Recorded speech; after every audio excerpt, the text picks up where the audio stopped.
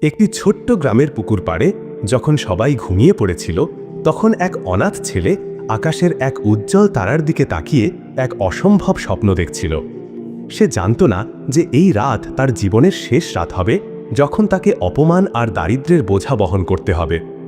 এই ছেলে রাজা তার ভাগ্যের লড়াইয়ে এমন এক গল্প রচনা করবে যা গ্রামের সীমানা ছাড়িয়ে সবার হৃদয়ে পৌঁছে যাবে। একটি ছোট্ট গ্রামে বাস করত রাজা নামে এক দরিদ্র এবং অনাথ ছেলে। তার শৈশব কেটেছিল দুঃখ আর অভাবের মধ্যে। মাত্র 5 বছর বয়সে তার মা বাবা এক দুর্ঘটনায় প্রাণ হারান, আর রাজা তার কাকা কাকিমার কাছে আশ্রয় নেয়। কিন্তু তাদের বাড়ি রাজার জন্য কোনো স্বর্গ ছিল না। কাকা কাকিমা তাকে প্রতিনিয়ত তিরস্কার করত, অপমান করত। তুই আমাদের ঘাড়ে একটা বোঝা, কাকা চিৎকার করে বলতো। না কাজের না পড়াশোনায় ভালো, শুধু খেয়ে পড়ে আমাদের ধ্বংস করছিস। রাজার বুকের ভেতর যেন একটা পাথর চাপা পড়ত।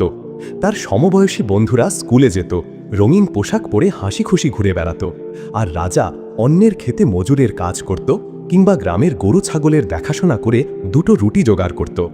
তার ছোট্ট হৃদয়ে স্বপ্ন ছিল, কিন্তু বাস্তবতা তাকে বারবার মাটিতে আছড়ে ফেলত। একদিন গ্রামের এক কৃষকের কাছে রাজা গরুর দেখাশোনার কাজ পায়। সে ভোর থেকে সন্ধ্যা পর্যন্ত গরুগুলোকে চড়াতো, তাদের জল খাওয়াতো। কিন্তু কয়েক সপ্তাহ পর গরুগুলো অসুস্থ হয়ে পড়ে, দুধ দেওয়া বন্ধ করে দেয়। কৃষক রেগে আগুন। তুই অপয়া, সে চিৎকার করে বলে। তোর জন্য আমার গরুগুলো নষ্ট হলো, দূর হয়ে যায় এখান থেকে। রাজা নীরবে মাথা নিচু করে চলে যায়। তার চোখে জল, কিন্তু হৃদয়ে এক জেদ জন্ম নেয়। সে নিজেকে বলে, আমি হার মানব না। যদি হাল ছেড়ে দিই তাহলে আমার জীবন চিরকাল এমনই থেকে যাবে। রাজার জীবন যেন একের পর এক পরীক্ষার মুখোমুখি হচ্ছিল। কৃষকের কাছ থেকে বিতাড়িত হওয়ার পর সে গ্রামের একটি ধাবায় কাজ পায়। সেখানে সে জঠর বাসন ধুত, মেঝে পরিষ্কার করত, আর বিনিময়ে দুটো রুটি আর একটু ডাল পেত। কিন্তু ধাবার মালিকও তার কাজে সন্তুষ্ট ছিল না। তুই খুবই আলসে, মালিক একদিন তাকে ধমক দিয়ে বলে। তোর মতো ছেলে আমার ধাবায় কাজ করার যোগ্য নয়, বেরিয়ে যা। রাজার হৃদয় ভেঙে যায়, কিন্তু তার জেদ তাকে থামতে দেয়নি। প্রতিটি ব্যর্থতার পর সে নিজেকে বলতো, আমি লড়াই চালিয়ে যাব, আমার ভাগ্য আমি নিজেই করব।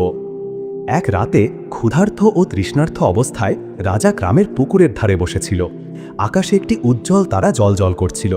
সে তারার দিকে তাকিয়ে মনে মনে বলল, এই তারা আমাকে কিছু বলছে, আমি আমার জীবন বদলাবো, আমি বড় কিছু করব। সেই রাতে রাজা একটি সিদ্ধান্ত নিল। সে গ্রাম ছেড়ে শহরে যাবে, যেখানে তার স্বপ্নের পথ খুঁজে পাওয়ার সম্ভাবনা বেশি। পরের দিন ভোরে রাজা পায়ে হেঁটে শহরের পথে রওনা দিল।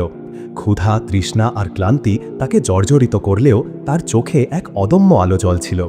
দিনের পর দিন হাঁটার পর সে একটি নির্মাণ স্থলে পৌঁছল। সেখানে এক ঠিকাদার তাকে দেখে বললেন, কাজ করতে চাস? রাজা কোনো দ্বিধা না করে বলল, হ্যাঁ স্যার, আমি যে কোনো কাজ করতে প্রস্তুত। ঠিকাদার তাকে ইট বহনের কাজ দিল। কাজটি ছিল কঠিন, কিন্তু রাজা কখনো অভিযোগ করল না। সে প্রতিদিন ভোরে উঠে কাজে ঝাঁপিয়ে পড়ত।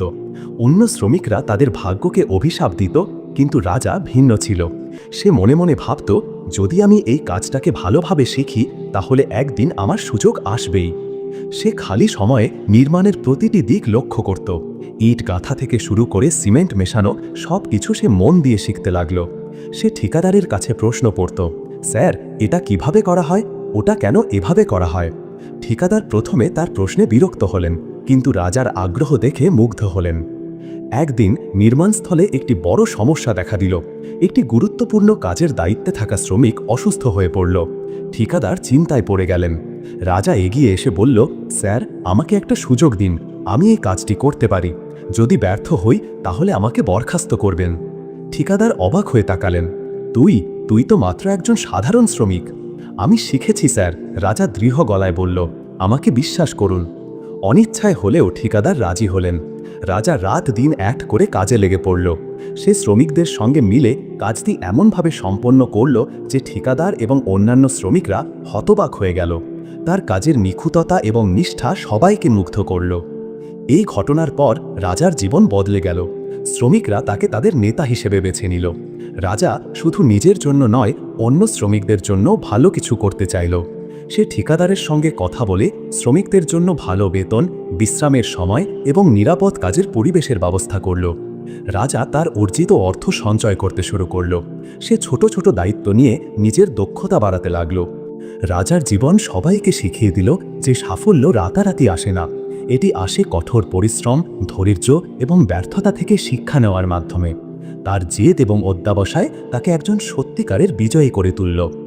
রাজার এই গল্প আমাদের শেখায় যে জীবনের কঠিন পরিস্থিতি আমাদের ভাঙতে পারে, কিন্তু যদি আমরা জেদ ধরে লড়াই চালিয়ে যাই তাহলে আমরা আমাদের ভাগ্য নিজের হাতে গড়তে পারি।